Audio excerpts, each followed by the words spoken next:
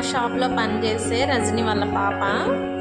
Video తీస్తారా అంటే వచ్చింది. హాయ్ చెప్పు, హాయ్ చెప్పు, ఇలా చెప్పమ్మా, హాయ్ చెప్పు, హాయ్ అను చెప్పు, హాయ్. డాన్స్ చేస్తావా? డాన్స్ చేస్తావా?